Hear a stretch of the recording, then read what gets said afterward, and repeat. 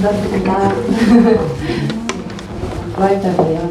부활절인데 벚꽃이 막 피어가지고 좋은 것 같고 날씨는 아주 추웠지만 부활절을 맞이하여 그는 사랑이라는 찬양을 함께 나눴으면 좋겠습니다. 함께 찬양하시면서 예배 시작하도록 하겠습니다.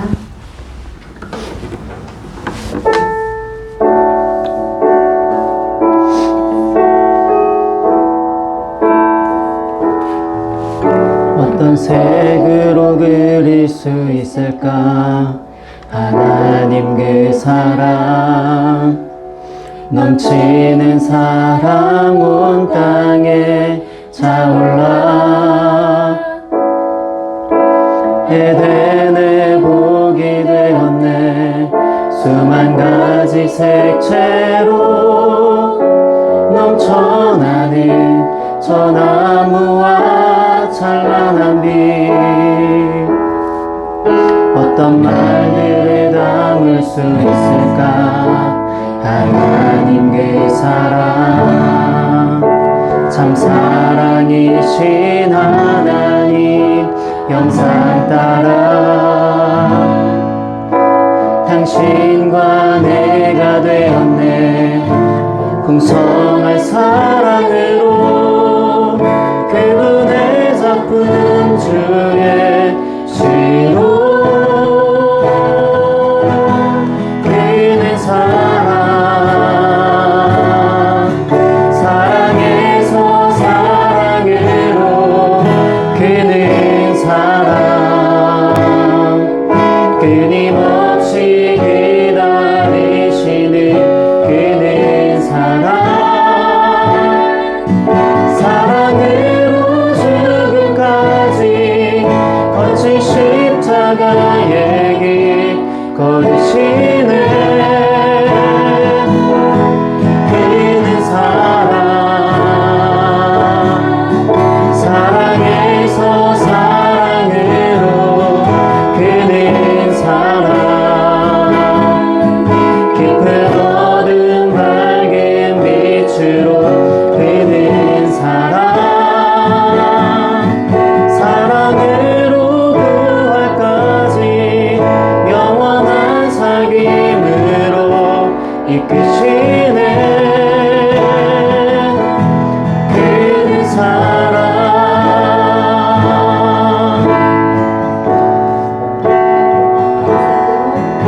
어떤 색을 담을 수 있을까?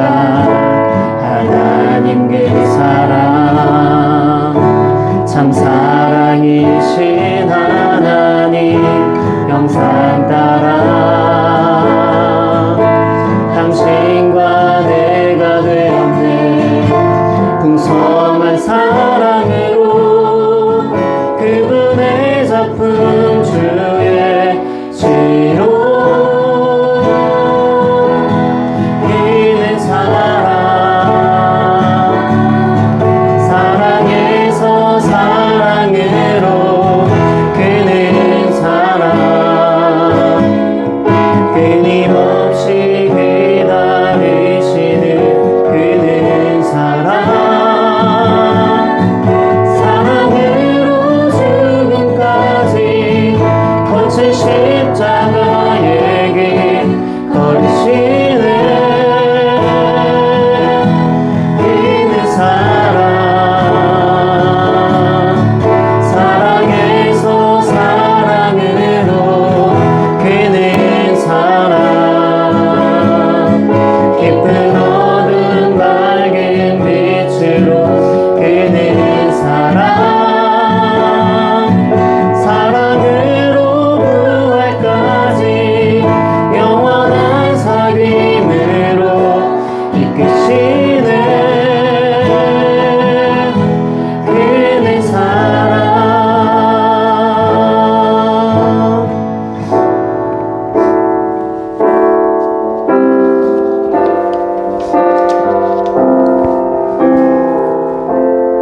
내가 사마리아에 가는 이유는 그곳에 울고 있었던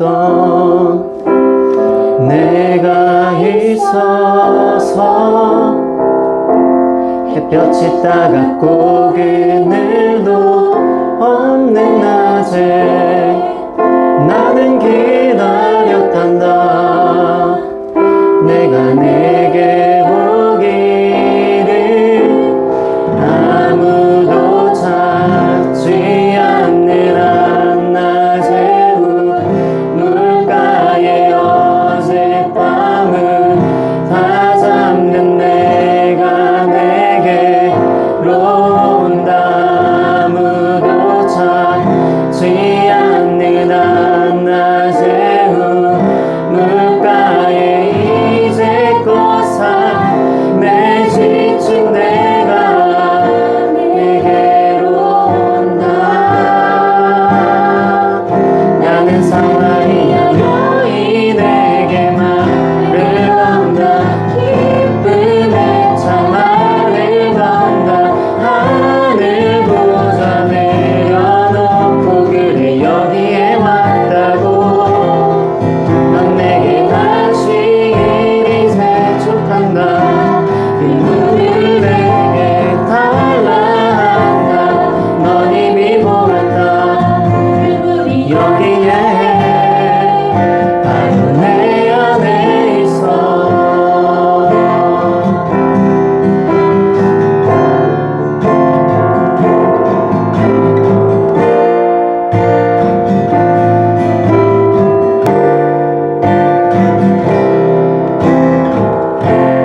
내가 사마리아에 가는 이유는 그곳에 울고 있었던 내가 있어서. 햇볕이 따갑고 그늘도 없는 낮에 나는 기다렸단다. 내가 내게 오기를 아무도 찾지 않는 한낮의 우물가에 어젯밤을 다 잠든 내가 내게로 온다. 아무도 찾지 않는 한낮의 우물가에 이제껏 삶에 지친 내가 내게로 온다. 나는 사마리아 여인에게 말을 건다. 기쁨에 참 말을 건다. 하늘 보좌 내려놓고 그래 여기에 왔다고. 넌 내게 다시 이리 재촉한다. 그 물을 내게 달라 한다. 넌 이미 보았다. 그 물이 여기에 바로 내 안에 있어. 나는 사마리아 여인에게 말을 건다. 기쁨에 참 말을 건다. 하늘 보좌 내려놓고 그래 여기에 왔다고. 넌 내게 다시 이리 재촉한다. 그 물을 내게 달라 한다. 넌 이미 보았다. 그 물이 여기에 바로 내 안에 있어.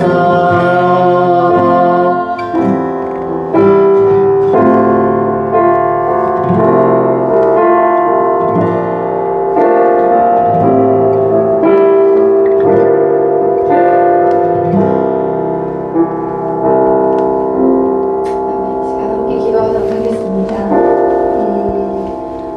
부활의 기쁨을 허락하신 것에 함께 감사하는 기도 하셨으면 좋겠고, 또 오늘 예배를 통해서 우리가 미처 다 알지 못한 그 부활의 의미와 하나님의 사랑을 깨달을 수 있는 시간이 되게 해달라고 함께 기도하도록 하겠습니다.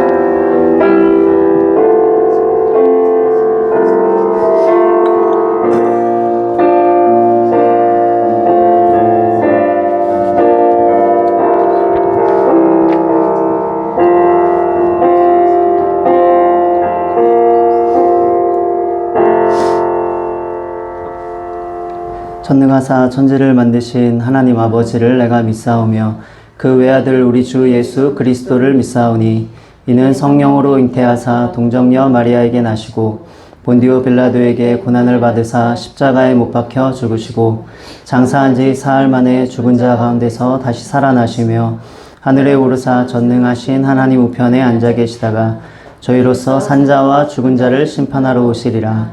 성령을 믿사오며 거룩한 공예와 성도가 서로 교통하는 것과 죄를 사하여 주시는 것과 몸이 다시 사는 것과 영원히 사는 것을 믿사옵나이다. 아멘. 시간 나의 모습 나의 소유 함께 찬양하면서 헌금 봉헌하도록 하겠습니다.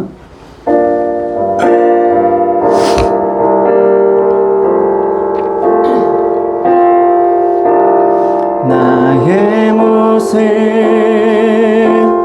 나의 소유 주님 앞에 모두 드립니다. 모든 아픔 모든 기쁨 내 모든 눈물 받아 주소서. 나의 생명을 드리니 주 영광 위하여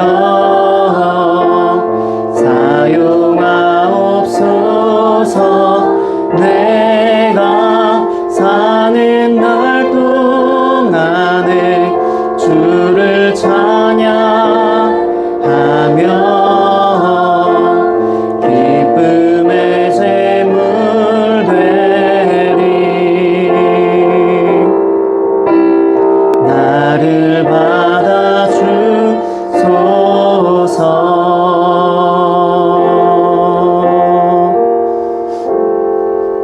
사랑의 하나님 아버지 은혜를 감사합니다. 오늘도 우리를 한자리로 불러주시고 하나님을 예배하게 하시니 감사합니다. 하나님께서 우리에게 베풀어 주신 그 놀라운 은혜와 사랑 잊지 않고 기억하고 또 감사하는 마음을 담아서 하나님 앞에 나올 때 또 준비하여 헌금을 드립니다. 많이 드리지 못할지라도 주를 향한 우리의 사랑과 믿음과 우리의 삶을 담아 하나님께 드릴 때 이것이 우리의 기쁨 되게 하시고 우리의 신앙의 고백이 되게 하여 주시옵소서. 드려진 헌금이 또 하나님 나라와 영광을 위하여 사용되는 그런 축복의 통로가 되어서 이 물질이 닿는 곳곳마다 하나님의 사랑과 주의 복음의 은혜가 증거되는 일이 일어나도록 역사하여 주시옵소서. 이 시간 말씀 가운데 나아갑니다. 말씀으로 우리에게 주님의 뜻을 알려주시고 하나님의 마음을 더 알게 하시고 그 말씀의 통치 아래서 순종하며 살아가는 주의 백성들 되게 하여 주시옵소서. 모든 것 주님께 의탁드리오며 모든 말씀 예수님의 이름으로 기도합니다. 아멘. 네, 오늘 말씀 찾아보겠습니다. 오늘 말씀은 요한복음 20장 1절부터 18절까지의 말씀 보겠습니다.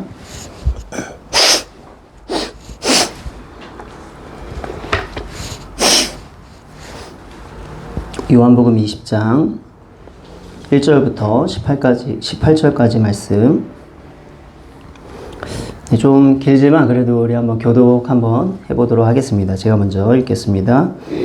안식 후 첫날 일찍이 아직 어두울 때에 막달라 마리아가 무덤에 와서 돌이 무덤에서 옮겨진 것을 보고 시몬 베드로와 예수께서 사랑하시던 그 다른 제자에게 달려가서 말하되 사람들이 주님을 무덤에서 가져다가 어디 두었는지 우리가 알지 못하겠다 하니 베드로와 그 다른 제자가 나가서 무덤으로 갈새 둘이 같이 다른지라더니 그 다른 제자가 베드로보다 더 빨리 달려가서 먼저 무덤에 들어 구부려 세마포 놓인 것을 보았으나 들어가지는 아니하였더니 시몬 베드로는 따라와서 무덤에 들어가 보니 세마포가 놓였고 또 머리를 쌌던 수건은 세마포와 함께 놓이지 않고 딴 곳에 쌌던 대로 놓여 있더라. 그때에야 무덤에 먼저 갔던 그 다른 제자도 들어가 보고 믿더라. 그들은 성경에 그가 죽은 자 가운데서 다시 살아나야 하리라 하신 말씀을 아직 알지 못하더라. 이에 두 제자가 자기들의 집으로 돌아가니라. 마리아는 무덤 밖에 서서 울고 있더니 울면서 구부려 무덤 안을 들여다보니 흰옷 입은 두 천사가 예수의 시체 누였던 곳에 하나는 머리편에 하나는 발편에 앉았더라. 천사들이 이르되 여자여 어찌하여 우느냐 이르되 사람들이 내 주님을 옮겨다가 어디 두었는지 내가 알지 못함이니이다. 이 말을 하고 뒤로 돌이켜 예수께서 서 계신 것을 보았으나 예수이신 줄은 알지 못하더라. 예수께서 이르시되 여자여 어찌하여 울며 누구를 찾느냐 하시니 마리아는 그가 동산지기인 줄 알고 이르되 주여 당신이 옮겼거든 어디 두었는지 내게 이르소서 그리하면 내가 가져가리이다. 예수께서 마리아를 하시거늘 마리아가 돌이켜 히브리 말로 라보나 하니 이는 선생님이라 말이라. 예수께서 이르시되 나를 붙들지 말라 내가 아직 아버지께로 올라가지 아니하였노라. 너는 내 형제들에게 가서 이르되 내가 내 아버지 곧 너희 아버지 내 하나님 곧 너희 하나님께로 올라간다 하라 하시니 막달라 마리아가 가서 제자들에게 내가 주를 보았다 하고 또 주께서 자기에게 이렇게 말씀하셨다 이르니라. 아멘.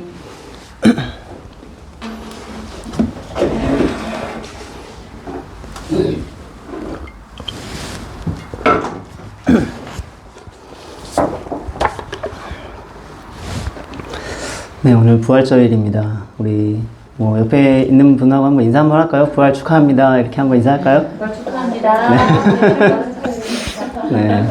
뭔가 뭘 축하해야 될지 잘 모르는 상태로 인사해야 되는 게 좀 어색하긴 할 텐데. 네, 그 매년 돌아오는 절기고 또 십자가와 함께 교회에서 항상 이제 강조하는 주제이기 때문에 부활은 교회를 다니는 사람들에게는 상당히 익숙한 주제죠. 그러나 이 부활이라는 이 사실 자체는, 이 사건 자체는 사실 너무 엄청난 것이어서 많은 사람들이 이에 대해서 냉소할 수밖에 없는 이제 그런 주제이기도 합니다. 네, 그렇기 때문에 그런 점에서 믿는 그리스도인들이 이 부활에 대해서 조금 더 깊게 생각을 해봐야 될 필요가 있는데, 죽은 사람이 살아난다. 이거는 이렇게 저렇게 생각한다고 해서 받아들여지고 말고 하는 그런 일은 아니죠. 그래서 오늘 본문도 보면 그냥 무덤을 봤다고 해서 바로 믿어지는 그런 일은 아닌 거예요. 그러나 그렇다고 해가지고 덮어놓고 믿어 이렇게 하는 것도 좋은 방법이 아닙니다.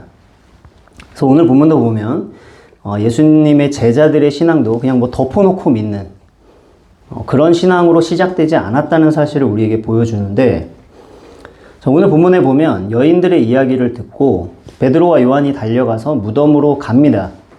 가서 요한이 먼저 도착을 했는데 무덤에 바로 들어가지 않고 베드로가 나중에 도착해서 먼저 무덤에 들어가서 봐요. 그러니까 베드로가 리더의 역할을 하고 있는 장면으로 보이는 거죠, 확실히. 자, 그런데 어쨌든 이제 베드로가 들어가서 봤어요. 근데 성경에는 보통 본다라는 이 말을 헬라어로 플레포라는 단어를 씁니다. 근데 이 플레포라는 단어는 그냥 보는 거예요. 근데 베드로가 들어가서 보았다라고 하는 단어를 보통 봤다라고 말할 때 쓰는 그 플레포라는 단어를 쓰지 않고 다른 단어를 씁니다. 피오레오라는 단어를 써요. 근데 이 영어에 보면은 이론하면 시오리, 이론화하다 이러면 시오라이즈 이렇게 영어 단어가 있는데 그 말의 어원이 되는 말이라고 할 수 있는 그런 단어예요. 이 피오레오라는 말이. 근데 이론이라는 것은 그냥 되는 게 아니고 깊이 생각을 해봐야 이론이 나오는 거 아닙니까? 그리고 그런 깊은 생각을 하기 위해서는 또 면밀하게 관찰을 해야 됩니다. 자, 그러니까 베드로가 무덤에 들어가서 예수님의 부활에 대한 신앙이 형성되는 이 과정이 그냥 아무렇게나 형성된 것이 아니라 무덤에 들어가서 자세히 보고 깊이 생각을 하면서 마치 이론이 정립이 되듯이 그렇게 정리되는 과정이 있었다는 사실을 이 피오레오라는 단어를 씀으로써 우리에게 알려주는 거예요. 자, 그러면 베드로가 그럼 뭘 보고 또 어떤 생각을 좀 했을까요? 무덤에 가서 보니까 처음부터 이상한 거예요. 이게 참 이상하다. 어떻게 돌이 굴러갔을까? 부터 시작해서 이상한 거 투성인 거죠.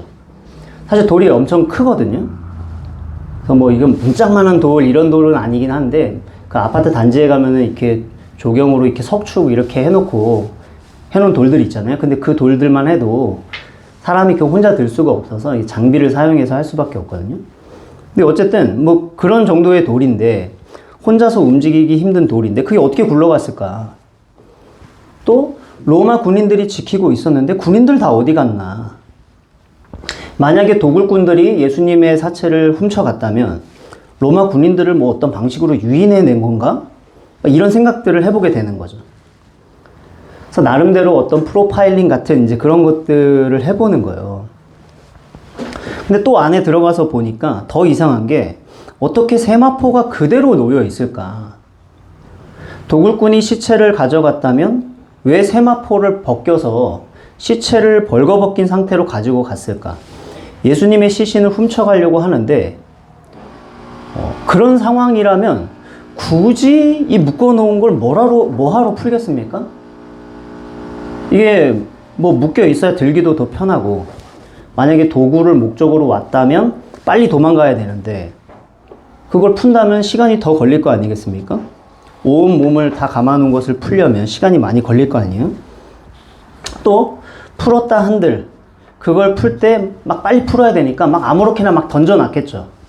바닥에 막 이렇게 헝클어져 있겠죠. 근데 그냥 놓여져 있다고 되어 있어요. 막 이렇게 헤쳐져 있는 것이 아니라 놓여져 있어요. 또 머리를 쌌던 수건은 또 따로 놓여져 있죠. 거기에 있지 않고 뭔가 정리된 상태로 있는 거예요. 그러니까 하나같이 다 이상한 것 투성이인 것입니다. 자, 그런데 제자들로 하여금 이렇게 무덤을 보면서 여러 가지 생각을 하게 만든 것 자체가 사실은 다 의도가 된 것입니다. 여러분, 무덤이 열려 있었다는 것을 생각할 때 보통은 부활하신 예수님께서 밖으로 나오기 위해서 이제 무덤에 돌을 굴렸을 것이다, 이런 생각을 하게 되잖아요. 그런데 그렇지가 않아요. 예수님께서 밖으로 나오기 위해서는 돌을 굴릴 필요가 없었어요. 여러분, 성경에 보면 부활하신 예수님은 완전히 다른 몸이 되셨잖아요. 그러니까 제자들하고 생선도 드시고 하시는 걸 보면 분명히 육체가 있어요. 육체가 있는데 또 제자들이 막 문 닫고 함께 모여있는 공간에 갑자기 그냥 나타나시기도 하시고 갑자기 사라지기도 하시고 이런 상태로 부활하셨단 말이에요. 그러니까 예수님께서 무덤 밖으로 나오기 위해서 돌을 굴릴 필요가 없었다, 이거죠. 그러면 왜 그 돌을 굴려놨을까? 돌이 막혀 있어도 나오실 수 있는 분이 왜 돌을 굴려서 무덤 문을 열어놨을까 할 때, 그것은 제자들을 위해서 돌을 굴려놓은 것입니다. 제자들이 들여다보고 예수님의 부활에 대해서 생각하게 만드시는 거예요. 그래서 뭐 깊이 생각하는 것은 뭐 그 둘째 문제고, 일단 무덤 안에 시체가 없다는 걸 알아야 부활에 대해서 뭐 생각하고 뭐 시작하게 될 거 아닙니까? 그래서 열어 놓으신 거예요. 그래서 그렇게 베드로는 들어가서 생각을 해보게 되는 거죠. 이게 도대체 무슨 일인가? 이해가 안 된다. 훔쳐갔다면 그냥 통째로 들고 가지 뭐하러 세마포를 풀었을까? 시간이 없는데. 또 만약에 예수님께서 잠시 기절만 했을 뿐이고 돌아가지 않으신 상태였다면 그 혼자서 어떻게 몸에 감긴 거를 풀으셨을까? 혼자서 어떻게 돌을 굴리셨을까? 뭐 제대로 이해되는 게 하나도 없는 거죠. 그냥 믿으면 되지 뭐 그렇게 복잡하게 생각해.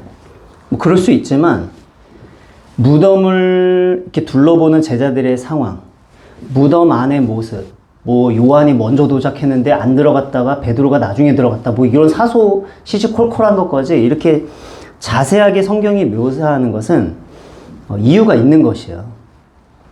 즉, 베드로조차 그냥 덮어놓고 믿는다는 식으로 믿지 않았다는 것입니다. 나중에 이제 또 말씀을 드리긴 하겠지만, 깊이 생각한다고 해서 믿어진다, 이런 말을 드리는 건 아니에요.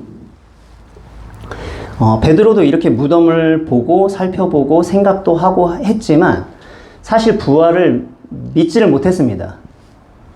그러면 뭐 생각하는 게 뭐 무슨 의미가 있냐, 또 이런 의문이 들 수 있는데, 말씀드리는 핵심은 뭐냐면 이렇게 생각해 가는 과정이 자연스럽다는 거예요. 베드로가 깊이 부활을 생각해 봐야지라고 해서 생각한 게 아니고 무덤을 보면서 이런저런 생각을 해보게 되는 것 자체가 인간적으로 자연스럽다는 거예요. 그래서 무덤을 보자마자 베드로가 뭐 덮어놓고 믿었다. 이게 더 이상한 거죠, 사실은. 그래서 예수님의 부활에 대해서 생각해 보는 것. 그것이 우리가 신앙적으로 믿어가는 데 있어서 자연스러운 과정이라는 거예요. 그리고 이러한 과정들이 신앙 안에서 필요하다는 것입니다. 자, 그러면 베드로는 무덤에 있는 이 증거들을 이 조각조각 모아서 그걸 가지고 생각을 하면서 어떤 신앙을 이제 구성해 가게 되었는데, 오늘날 우리들에게는 무덤이 없죠. 예수님의 무덤이 없어요. 그러면 우리에겐 뭐가 있을까요? 뭘 보면서 생각을 하게 될까요? 우리에게는 성경이 있는 것입니다. 성경이 있어요. 그래서 우리는 성경에 있는 여러 가지 조각조각들을 모아서 그것을 가지고 생각해 가는 그러한 신앙생활을 해야 된다는 거죠. 성경은 부활에 대해서 뭘 말하고 있을까? 어떻게 기록을 하고 있을까? 성경의 이 내용들을 의심해 보면서 성경에 이렇게 되어 있는 것이 어떤 의미일까? 생각을 해보는 거죠. 그럼 어떻게 성경을 의심하라고 할 수 있냐? 이거 목사가 아주 이거 막대 먹었구만. 뭐 이런 생각을 할 수 있겠지만, 뭐 의심을 위한 의심을 하라는 게 아니고, 의문을 품고 이 의미들을 묵상해 가는 이 과정 자체가 더 자연스러운 신앙적인 반응이고, 기독교 신앙은 그렇게 작동이 돼야 된다는 거예요. 그래서 만약에 뭐 사람이 뭐 생각을 안 하고 믿을 수도 있겠죠. 뭐 그냥 덮어놓고 믿을 수도 있을 거예요. 덮어놓고 생각 안 하고 믿을 수도 있는데, 그렇게 생각하지 않고 믿는 신앙의 문제는 뭐냐면, 신앙생활에서 일어날 수 있는 어떤 부침들, 내리락 거리는 그런 상황들을 통과해 갈 수가 없어요. 생각하지 않는 신앙은 예기치 않게 다가오는 생각들, 예기치 않게 다가오는 감정들, 예기치 않게 다가오는 상황들의 무방비인 것입니다. 왜냐하면 성경의 내용들을 깊이 생각하면서 그 신앙적인 내용들을 내 속에 정리된 상태로 가지고 있는 게 없으니, 어떤 상황이 닥칠 때 거기서 생기는 생각과 거기서 생기는 감정들을 견딜 만한 신앙적인 내용이 없는 거예요. 그러나 성경에 대해서 깊이 생각해 가면서 믿는 사람은 처음에는 의심으로 시작했다 할지라도 그 의심조차 확신으로 가는 과정이 되는 거예요. 오히려 의심했기 때문에 더 큰 확신으로 가는 거죠. 그러나 아무 생각도 안 하고 믿는 사람은 예기치 않은 의심, 예기치 않은 감정, 예기치 않은 느낌, 그런 한 번의 불신으로 가버린다 이거죠. 그런 건 한 번에. 자, 그래서 제자들은 무덤에 들어가서 무덤을 보면서 생각을 했는데, 우리는 성경을 보면서 생각을 해가야 되는 거죠. 자, 그러면 성경에는 우리로 하여금 부활이 사실이라고 믿을 수 있도록 도와주는 여러 가지 이야기들이 담겨 있겠죠? 그런 증거들을 하나씩 살펴보는 것입니다. 뭐 다 살필 수는 없겠지만 몇 가지만 보려고 하는데, 그런 것 중에 뭐가 있을까? 그 중에 하나가 오늘 본문에 나오는 막달라 마리아를 비롯한 여인들이에요. 무덤에 처음 찾아간 여인들. 마가복음에 보면 야고보의 어머니인 마리아도 무덤에 함께 갔고요. 또 살로메라는 여인도 같이 갔어요. 근데 어쨌든 간에 여인들이 제일 먼저 무덤에 가서 봤다는 거예요. 여인들이 부활의 첫 증인이 되었다. 이게 어떻게 부활의 증거인가? 라고 할 때, 그 2세기 철학자 중에 그 셀수스라는 철학자가 이런 말을 했어요. 지금 여자분들이 많이 계신데, 좀 들으실 때 좀 죄송한 말씀인데, 이 사람이 뭐라고 했냐면, 그 제정신을 가진 사람이라면 히스테리컬한 여자들이 한 증언에 귀를 기울이겠는가? 그 말들을 증거라고 받아들일 수 있겠는가? 이런 얘기를 했습니다. 그런 말을 하면서 이 사람은 기독교에 대해서 굉장히 그 회의적이고 대적하고 뭐 이랬던 사람인데, 문제는 뭐냐면 셀수스가 그런 말을 했던 그 시대에는 그 말이 모든 사람들에게 받아들여질 수 있는 설득력 있는 말이었다는 거예요.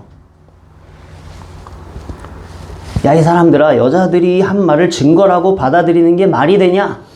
라고 얘기를 했는데 사람들이 그거를 다 그렇다라고 수긍을 했다는 것입니다.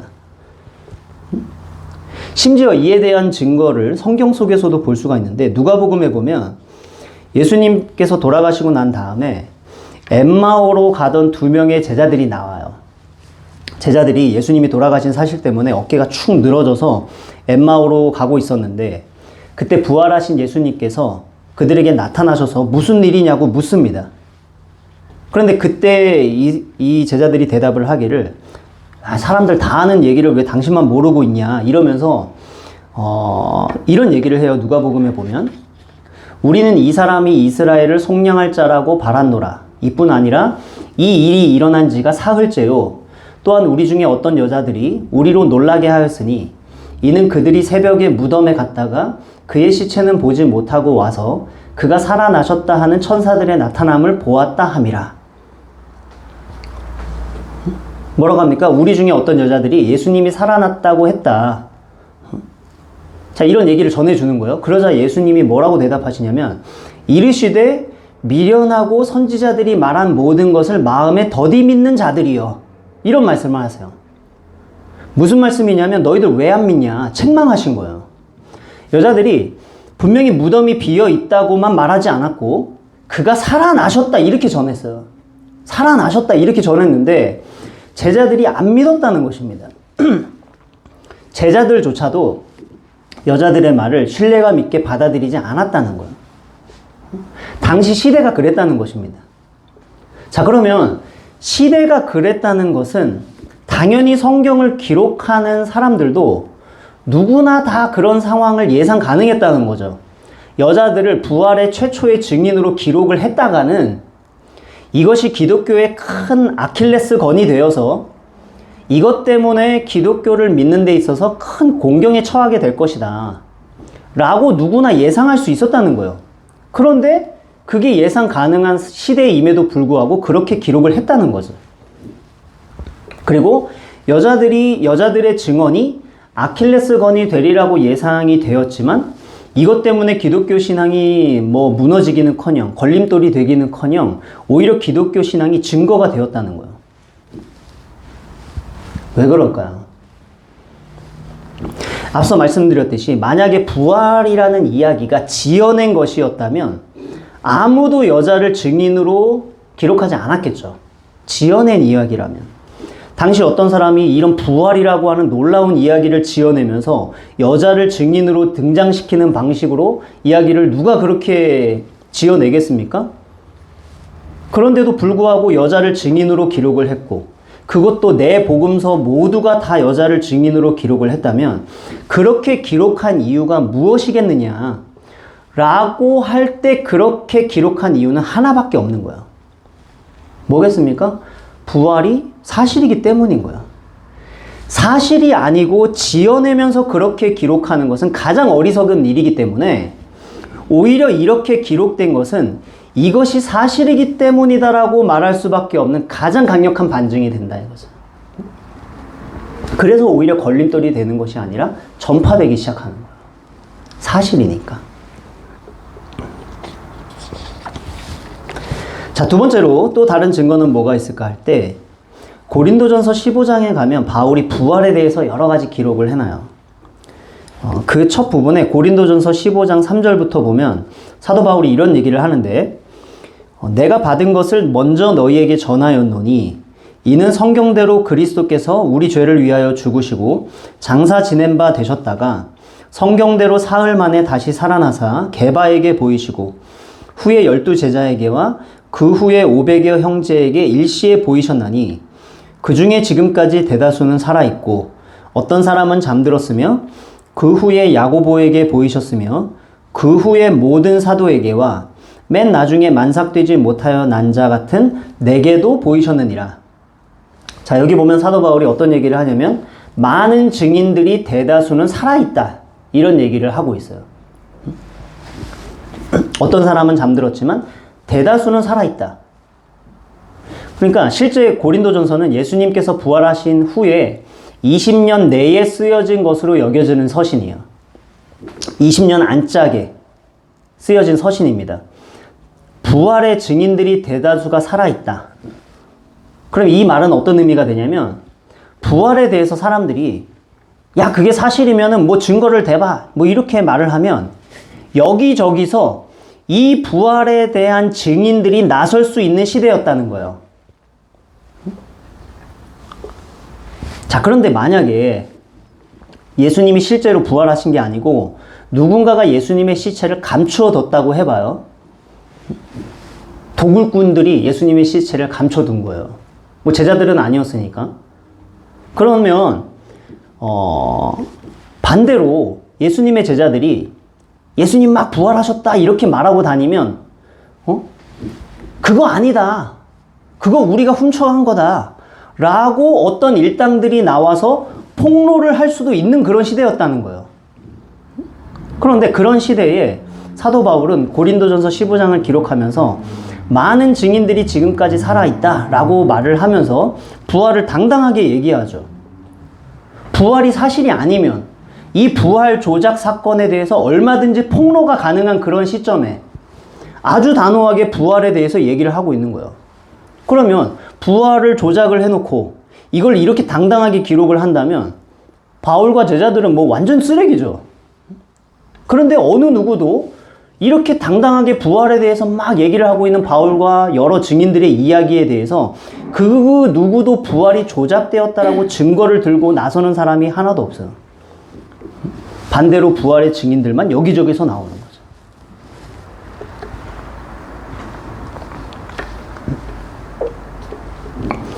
자, 세 번째로 성경의 또 다른 증거는 제자들의 변화입니다. 제자들의 변화. 엄밀하게 말하면 제자들도 부활을 믿을 수가 없었는데 예수님께서 생전에 부활에 대해서 말씀을 하시면서 내가 죽었다가 다시 살아날 것이다 얘기를 했지만 미리 말씀을 해주셨지만 제자들이 아무도 안 믿었어요. 물론 못 알아들어서 뭐 못 믿었을 수도 있는데 뭐 못 알아들었든지 못 믿었든지 어쨌든 안 믿은 건 분명해요. 그걸 뭘 말하냐면 제자들도 부활을 믿을 준비가 전혀 안 됐었다는 것입니다. 근데 이게 제자들만의 문제가 아니라 유대인 전체가 가지고 있는 유대인 민족적인 어떤 특징이 있어요. 유대인들에게는 그래도 부활의 개념이 있는 민족입니다. 유대인들은. 뭐 사도계인 같은 사람들은 안 믿었지만 그럼 유대인들이 믿는 부활의 개념은 어떤 거냐? 세상 끝날에 일어날 부활. 그건 믿었어요. 이 세상이 끝날 때 세상 끝에서 하나님께서 모두를 부활시킨다 라고 하는 어떤 그런 부활을 믿었습니다. 그러나 그 부활은 세상 끝에 일어날 부활이고 지금 당장 일어나는 일이 아니니까 사실 믿는 데 있어서 뭐 크게 어려움이 없을 수가 있어요. 그러나 이 역사가 흘러가는 이 시대의 어떤 중간에, 역사의 한 중간에 어떤 사람이 죽음으로부터 살아나는 그런 부활, 이런 부활은 유대인들도 못 믿었어요. 이런 부활은 못 믿었습니다. 이런 부활의 개념은 없었어요. 물론 나사로가 부활을 했는데 죽었다가 살아났는데 스스로 부활한 게 아니잖아요. 스스로 부활한 게 아니고 예수님이 살려주셨죠.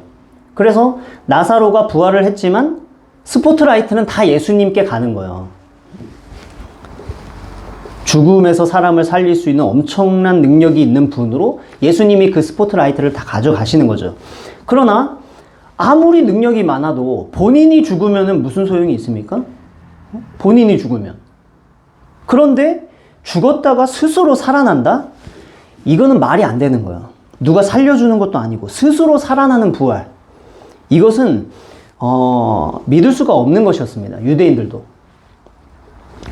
그래도 부활이라고 하는 개념을 가지고 있는 사람들임에도 불구하고 이 역사 속에서 어느 누군가가 죽었다가 스스로 부활한다라는 사실은 믿기가 어려웠다는 거죠. 자, 이게 유대인들이 가지고 있었던 민족적인 첫 번째 특징이고 또 하나 유대인들이 절대로 하늘이 두 쪽이 나도 믿을 수 없는 게 또 하나가 있었는데 그게 뭐냐면 어떤 누군가가 내가 하나님이다 라고 하는 그런 말은 믿을 수가 없었습니다. 이거는 유대인들이 죽었다 깨어나도 믿을 수가 없는 말이에요. 왜냐하면 이것은 그 자체로 신성모독이고요. 우상숭배고 정말로 참담한 말이기 때문에 돌에 맞아 죽어요. 자, 그러니까 기본적으로 유대인들은 부활 믿을 수 없었죠. 또 어떤 사람을 하나님으로 믿는다? 이거 믿을 수가 없었어요. 그것은 제자들도 다 마찬가지라는 말입니다. 그런데 여러분 상황이 어떻게 됩니까? 그 며칠 사이에 제자들이 죽은 자가 살아났음을 믿게 되었을 뿐만 아니라 그렇게 살아난 그분을 하나님으로 믿게 된 거예요. 그 며칠 사이에 죽었다가 살아난 부활의 사실과 그렇게 살아나신 그분을 하나님이라고 철석같이 믿고 그 사실로 인해서 그들의 말과 행동과 온 삶의 변화가 일어나서 그분을 증거하기 시작하는 거야. 이런 변화가 어떻게 일어날 수 있는가? 부활이 사실이 아니라면 일어날 수가 없는 사실인 거죠. 그런데 반대로 부활이 사실이면 이 모든 일이 가능해지는 거야. 만약에 예수님께서 부활하신 것이 사실이 아니라면 우리는 다른 이유로 제자들의 이러한 급격한 변화를 설명을 해야 되겠죠. 그러면 부활 이외에 이 며칠 사이에 일어난 제자들의 이런 급격한 변화를 뭘로 설명할 수가 있을까요? 이걸 설명하려면 부활만큼이나 충격적인 어떤 이유가 있어야만 가능할 텐데 생각해 보면 아무것도 생각할 수가 없는 거예요. 아무것도 생각할 수가 없어요. 생각할수록 아무것도 생각이 안 나요. 왜? 사실이 아닌 것에 의해서 사람은 변화될 수가 없기 때문에. 사실이 아닌 것에 의해서. 오직 사실만이 예수님께서 부활하셨다는 이 사실이 사실일 경우에만 그 제자들을 이렇게 며칠 사이에 완전한 변화가 일어나도록 그들의 세계관의 변화, 말의 변화, 삶의 변화, 이러한 놀라운 변화들을 설명할 수가 있게 되는 것입니다. 자, 이렇게 몇 가지 성경이 이야기하는 부활의 증거들을 좀 살펴봤는데 여러분 어떻게 이 조각조각들을 좀 생각을 해보면서 좀 이게 이 피오레오가 좀 되어가고 있습니까? 자, 그런데 이제 한 가지 중요한 이야기를 좀 말씀드리려고 해요. 앞서서 이제 생각하는 것이 우리에게 필요하다라고는 했지만 그것만으로 믿을 수 있는 게 아니라고 했어요. 이렇게 생각해 보는 과정이 더 건강하고 더 바른 신앙적인 과정이지만 그것만으로는 안 된다는 거죠. 성경이 부활이 사실이라는 증거들을 우리에게 전해주면서 이거 잘 살펴봐라. 성경은 우리에게 얘기를 합니다. 이거 가지고 깊이 묵상해라. 이야기해요. 문제는 그런 증거들이 있어서 그 증거들을 잘 살펴본다 할지라도 그렇게 해야 되지만 그것만으로 우리가 온전한 믿음에 도달할 수가 없다는 것입니다. 생각해 보세요, 여러분. 많은 사람들이 사실 증거가 있어도 믿지 않습니다. 증거가 없어서 안 믿는 게 아니에요. 증거가 있어도 안 믿어요. 진화론과 창조론 얘기하면은 진화론 쪽에서는 그게 더 증거가 많고 그쪽이 더 합리적이다라고 하겠지만 사실 그렇진 않거든요. 근데 알아도 안 믿는 거야. 사실 그게 인간의 문제입니다. 알아도 안 믿는 것. 자, 이것에 대해 말씀을 드리면서 마치려고 하는데 이것과 관련된 이야기를 우리가 오늘 본문의 말씀 속에서 생각해 볼 수 있어요. 오늘 본문 속에 부활하신 주님이 무덤 곁에서 울고 있던 마리아를 찾아오셨죠. 그리고 마리아에게 말을 겁니다. 마리아에게 예수님이 말을 거는데 마리아는 예수님을 알아보지를 못하죠. 여러분, 마리아는 너무나 열정적으로 주님을 사랑했던 사람이에요. 너무나 사랑했기 때문에 이른 새벽에 그 무덤에 예수님의 사체를 향품으로 어떻게 이렇게 잘 보관할 수 있을까? 그렇게 하고 싶어서 찾아온 거죠. 그 이른 새벽에. 돌을 어떻게 굴릴지는 대책이 없는데도 간 거예요, 일단. 그거 어떻게 굴리지? 막 걱정을 하면서도 일단 갔어요. 자, 그렇게 예수님을 향한 마리아의 사랑이 너무나 컸는데 문제는 주님을 향한 마리아의 사랑이 컸음에도 불구하고 주님에 대한 마리아의 이해는 사실 너무 작았다는 거죠. 무슨 말이냐면 마리아가 주님을 안타까운 마음으로 찾아갔지만 마리아는 죽은 예수님을 찾아간 거예요. 죽은 예수님을 찾아갔어요. 인간이 생각할 수 있는 범주에 있는 예수님, 마리아가 생각할 수 있는 그 한계에 있는 예수님을 찾아간 거예요. 뭐 놀라운 선생, 놀라운 랍비, 자비가 많았던 분, 나에게 너무나 놀라운 일을 해주신 분, 기적을 행할 수 있는 분 등등, 뭐 그런 분을 생각하면서 찾아간 거죠. 그래서 비어있는 무덤을 봤지만, 부활의 증거가 되는 무덤을 보았지만 그 증거들로 인해서 마리아는 부활하신 예수님을 믿지는 못한 거예요. 이 마리아에게는 증거를 넘어서는 은혜가 필요했기 때문에 예수님께서 마리아를 찾아오시고 새롭게 부활하신 자신을 나타내 보여주신 것입니다. 직접 나타나서 보여주신 거예요. 여러분, 이것이 우리에게 무엇을 말해줄까요? 우리에게는 증거가 필요한데 그럼에도 불구하고 증거를 잘 살펴보는 것으로 되는 게 아니라 우리에게는 부활하신 예수님과의 만남이 필요하고 믿게 하시는 그분의 은혜가 필요하다 라는 사실을 우리에게 말해주는 거예요. 빈 무덤은 부활의 증거가 되었지만 믿음은 빈 무덤으로 되는 것이 아니라 살아계신 예수 그리스도와의 만남으로 되는 것이다 라는 것이에요. 그래서 예수님께서 제자들에게도 찾아오시는 거죠. 그리고 그 찾아오심은 대부분 개인적으로 찾아오시거나 소규모로 찾아오세요. 예수님의 나타나심이 막 사람들 운동장에 막 다 모아놓고 공중에서 뿅 나타나는 방식으로 그렇게 막 불특정 다수에게 보이는 방식으로 나타나신 게 아니라 굉장히 개인적으로 한 명이나 두 명, 많으면 예수님의 제자들이 모여있는 어떤 그 방, 뭐 요런 정도로 예수님과 인격적으로 소통이 가능한 거리에 있는 그러한 정도로 나타나셨어요. 왜 그러셨을까요? 부활하신 예수님을 개인적으로, 인격적으로 받아들일 수 있도록 그렇게 하시기 위해서인 거예요.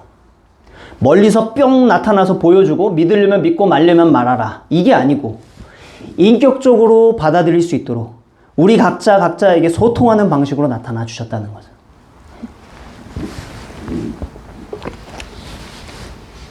그래서 성경이 우리에게 예수님의 부활에 대해서 많이 증거하고 있지만 그러나 중요한 것은 우리에게 예수님께서 찾아오셔야 한다는 것이고 더 중요한 것은 그분이 우리에게 찾아오신다는 거예요. 그리고 찾아오셨다는 것입니다. 찾아오셔서 우리에게 말씀해 주시고 알려주시고 우리가 인격적으로 그분을 받아들일 수 있도록 증거를 주실 뿐만 아니라 은혜를 베풀어 주시는 거예요. 자, 그래서 우리에게 있어서 더 중요한 마음과 태도는 그분의 찾아오심을 사모하고 그 은혜를 받아들이고자 하는 그런 겸손한 마음이 필요한 것입니다.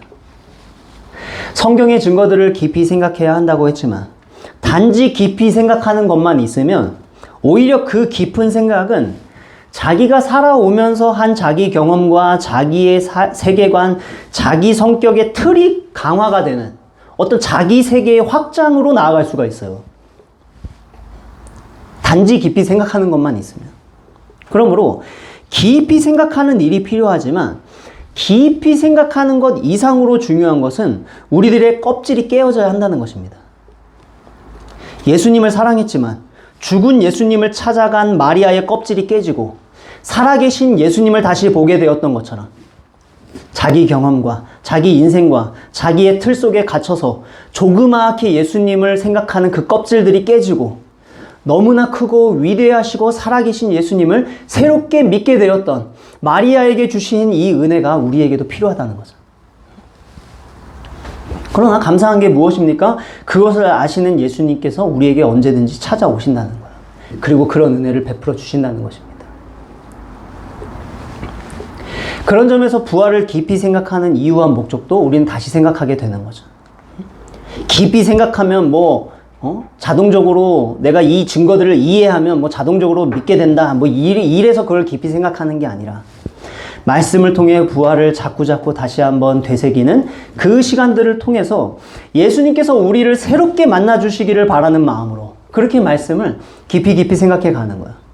말씀을 깊이 생각해 봐도 한계가 있는 사람들이기 때문에 말씀을 통해서 우리에게 알려주시는 이 내용들을 우리가 잘 믿을 수 있도록, 잘 받아들일 수 있도록 은혜를 베풀어 달라는 마음으로 성경을 보는 것입니다. 부활하신 예수님이 마리아를 찾아와서 만나주지 아니하셨다면 결코 마리아가 무덤만으로 부활의 예수님을 생각할 수 없는 그런 한계 속에 마리아가 있었듯이 우리가 성경을 열심히 본다 해도 같은 한계 속에 있는 우리들에게 예수님이 은혜를 베풀어 주시기를 바라면서 다시 한번 나에게 찾아와 주셔서 은혜를 베풀어 주시기를 바라는 마음으로 그렇게 말씀을 보고 깊이 생각해 가는 거죠.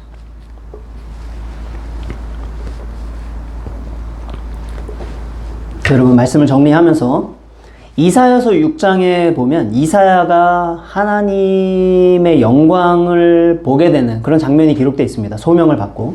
근데 그때 장면을 보면 성전의 문지방이 막 흔들리고요. 이사야가 막 울부짖는 그런 모습을 보여요. 왜 그랬을까? 그 흔들림은 뭐고 이사야가 막 울고 막 하는 이유가 뭘까? 그때 하나님의 영광을 보았다라고 하는데 그 영광이라는 단어가 무게라는 단어입니다. 무게라는 단어예요. 다시 말해 하나님이 엄청난 무게로 이사야의 세상에 떨어진 거예요. 하나님이 내 삶 속에서 내가 안전하다고 생각하고 내가 합리적이다라고 생각하는 나의 범주 속에 엄청난 무게의 하나님이 하늘에서 날아와서 떨어진 거예요. 그러니 어떤 일이 일어나겠습니까? 완전히 다 부서지고 나는 저쯤 막 튕겨져 나가서 막 나자빠지게 된 거죠. 그러니까 흔들리고 울게 되는 거예요. 자, 여러분, 기독교 신앙을 잘 들여다보면 기독교 신앙이 굉장히 합리적이에요. 사람들은 기독교 신앙이 뭐 말이 안 된다 생각하지만 정말로 말이 되는 신앙입니다. 그러나 그럼에도 불구하고 합리성만으로 기독교를 믿을 수는 없어요.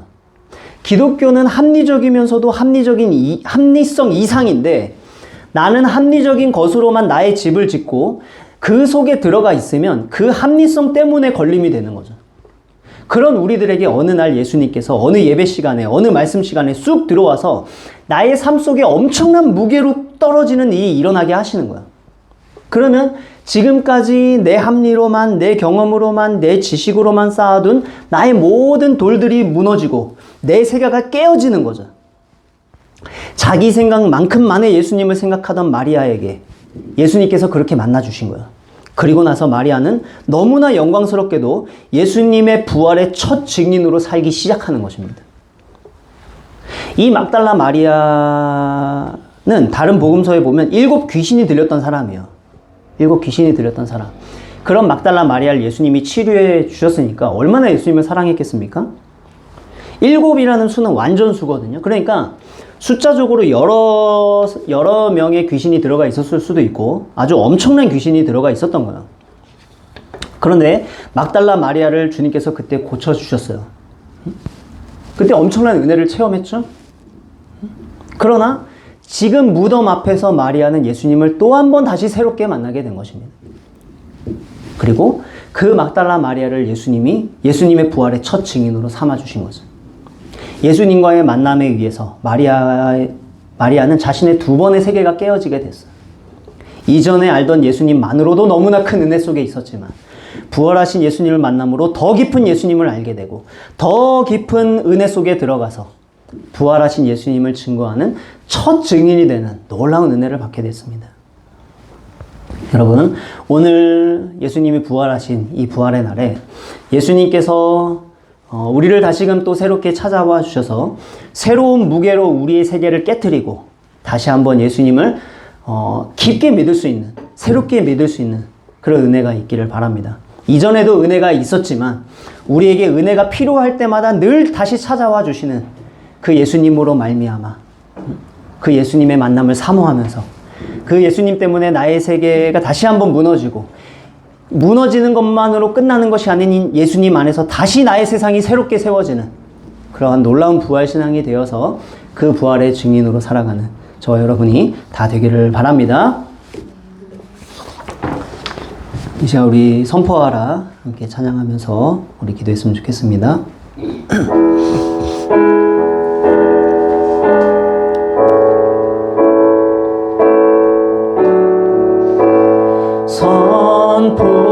선포하라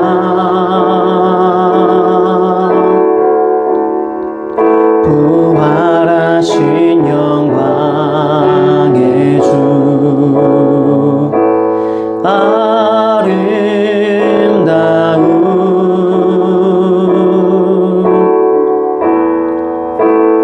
영광의 주를 보라 보좌에 앉으신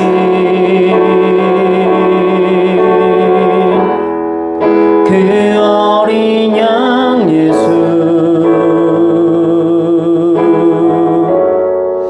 다 무릎 꿇고서 주 경배하리라. 다시 한번 선포하라. 선포하라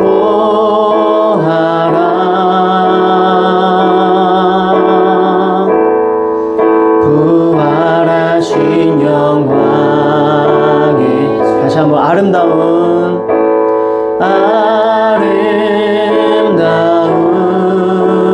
영광의 주를 보라 영광의 주를 보라 보좌에 앉으신 그 어린 양 예수 다 무릎 꿇고서 주 경배하리라. 선포하라 선포하라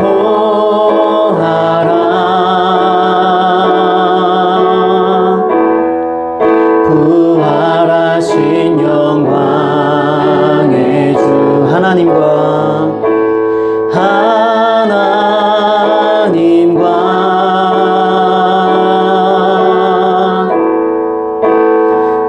화목하게 하신 주 찬송과 존귀와 영광과 능력을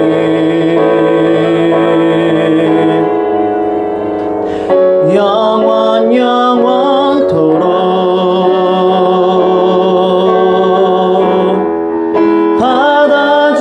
받아주옵소서. 찬송과 존귀와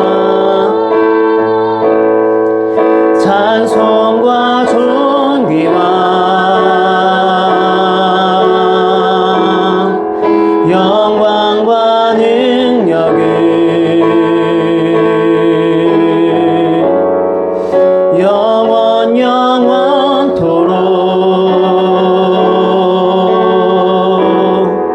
받아주옵소서.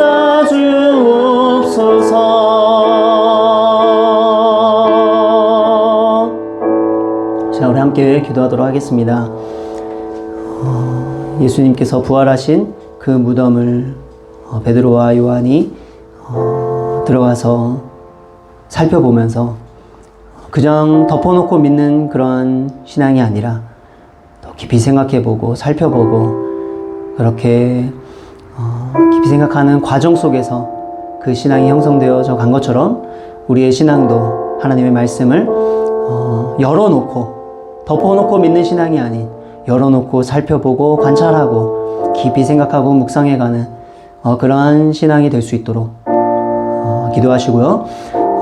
또 한 가지 그렇게 깊이 생각하는 것만으로 되는 것이 아니라 우리에게 찾아와 주시는 예수님의 만남이 필요하고 그 증거들을 믿게 해주시는 은혜가 필요하다라는 사실을 고백하면서 예수님 다시 한번 나를 찾아와 주시고 만나 주시고 성경의 내용들 이 증거들을 믿을 수 있는 그런 은혜를 베풀어 주셔서 이전에도 예수님을 알았지만 더 깊은 예수님을 알고 더 깊은 은혜 속에 들어가서 그렇게 나의 세상이 예수님으로 인해 무너질 뿐만 아니라 다시금 새롭게 세워지는 그러한 은혜가 있게 해달라고 우리 말씀을 생각하면서 함께 기도하도록 하겠습니다. 기도하겠습니다. 사랑의 하나님 아버지, 은혜를 감사합니다. 하나님이 부활의 아침에 주님의 부활하심을 다시 한번 생각해보는 하나님 귀한 시간을 주시니 감사합니다. 우리 죄를 위해서 죽으시고 부활하심으로 말미암아 우리에게 생명 주신 예수 그리스도의 이 부활을 우리가 기뻐하면서 하나님 이 부활을 그냥 아무 생각 없이 믿는 것이 아니라 깊이 생각해보면서 우리 말씀 속에 새기면서 마음에 담으면서 하나님 말씀의 내용들을 정리된 상태로 우리 내면에 간직한 채로 살아가는 그런 신앙 되게 하여 주시옵소서. 그래서 예기치 않게 다가오는 그런 상황들과 예기치 않게 다가오는 생각들과 예기치 않게 다가오는 그런 느낌들과 감정들에 쓰러지지 아니하고 그런 상황들을 견디고 이겨나갈 수 있는 견고한 뿌리가 있는 신앙 되게 하여 주시옵소서. 또한 증거만으로도 되지 않는 예수님의 만나주시는 그 은혜, 새롭게 믿게 하시는 은혜가 필요하다라는 것을 고백하면서 다시금 예수님과의 만남을 사모하고 베풀어 주신 은혜를 사모하며 주님을 찾는 그런 자들 되게 해주시고, 하나님 우리 이전에도 우리에게 은혜를 베풀어 주셨지만 우리에게 새로운 은혜가 필요한 줄을 아시고 날마다 새롭게 찾아와 주시고 또 새롭게 은혜 베풀어 주시는 그 은혜 속에서 우리 신앙이 이전과 또 새롭게 다시금 세워지는 은혜가 있을 수 있도록 하나님 은혜를 베풀어 주시옵소서. 사랑의 하나님 아버지, 은혜를 감사합니다. 이 부활의 아침에 주님의 부활하심을 다시금 생각해보는 귀한 시간을 주시니 감사합니다. 우리 죄를 위해서 죽으시고 부활하심으로 말미암아 우리를 죄와 사망에서 건지시고 생명 안에서 살게 해주시니 감사합니다. 우리에게 생명 주신 그 놀라운 은혜를 그저 덮어놓고 아무 생각 없이 믿는 것이 아니라 말씀을 잘 살펴보고 말씀의 증거들의 조각조각들을 모아서 그것을 묵상하면서 그 내용들을 마음에 잘 담아가는 그러한 신앙이 될 수 있도록 도와주시옵소서. 그래서 예기치 않게 다가오는 상황들과 감정들과 생각들에 무너지지 않고 그러한 상황들을 견디고 이겨나갈 수 있는 굳센 뿌리가 있는 그런 신앙이 되어갈 수 있도록 도와주시옵소서. 그러나 단지 우리 생각만으로 되지 않는 우리의 한계 속에 갇혀있는 우리들에게 다시금 찾아와 주셔서 새롭게 믿게 하시는 예수님과의 만남이 필요한 줄 알고 예수님과의 그 만남을 늘 사모하는 마음을 주시고 우리에게 은혜가 필요할 때마다 다시금 찾아와 주셔서 늘 새롭게 만나주시고 믿게 해주시는 은혜를 베풀어 주시는 그 은혜로 말미암아 예수님을 더 깊이 믿게 되는, 더 깊이 알게 되는 그런 새로운 은혜가 있도록 우리 모두에게 다시금 찾아와 주시고 막달라 마리아처럼 더 깊이 예수님을 사랑하게 되는 그런 일이 일어나도록 은혜를 베풀어 주시옵소서. 지금은 우리 주 예수 그리스도의 은혜와 하나님의 사랑과 성령의 교통하심이 이 부활의 아침에 부활하신 예수님을 깊이 생각하고 또 깊이 생각한 그 예수님이 다시금 나를 새롭게 찾아와서 나를 더 깊은 신앙의 세계로, 더 깊은 믿음의 세계로, 더 깊은 예수님에 대한 사랑으로 그렇게 새롭게 세워주시기를 기대하며 그것을 소망하는 우리 모든 성도들 머리 위에 지금으로부터 영원토록 함께 있을지어다.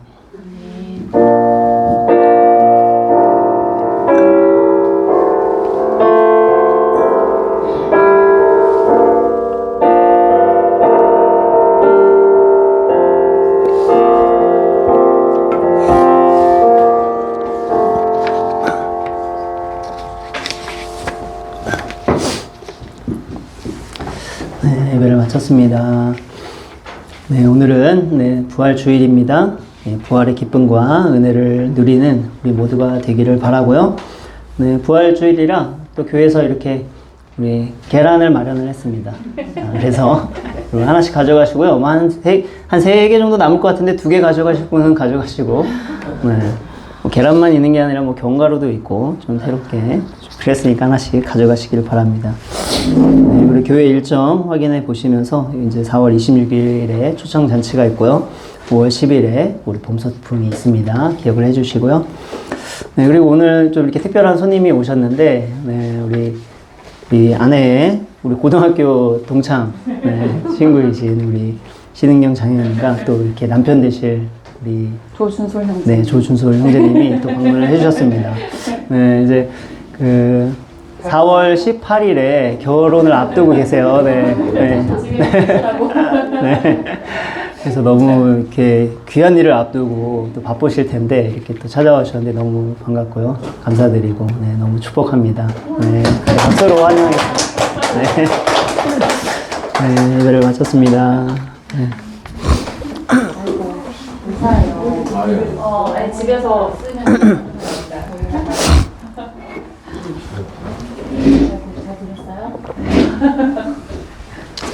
아, 그리고 저희는 이후에 식사를 저희는 그 주문을 해가지고 식사를 식사를 한 다음에 이제 나눔을 하고 마치거든요. 그래서 오늘은 이렇게 가능하신 대로 하시면 되거든요. 네. 같이 여기 있었어요? 좀 길어져도 괜찮아요? 이거 말해요. 그래서 친구니까 알려줘야지. 아니면 식사를 뭐 여기 빨리 가서 사올까? 뭐 김밥 같은 걸? 여기 삼형제 김밥? 금방 가서 사오니까. 응. 오래 걸리니까 시키면. 시키면 오래 걸리니까. 김밥 괜찮으세요? 저기 뭐 김밥, 샌드위치, 포케 이런 거 주로 먹거든요. 네. 괜찮아요. 그러면은 가서 사올게요, 제가. 네. 예. 아, 저 꺼야지. 다양한 조합. 거기 제가 갔다 올게요.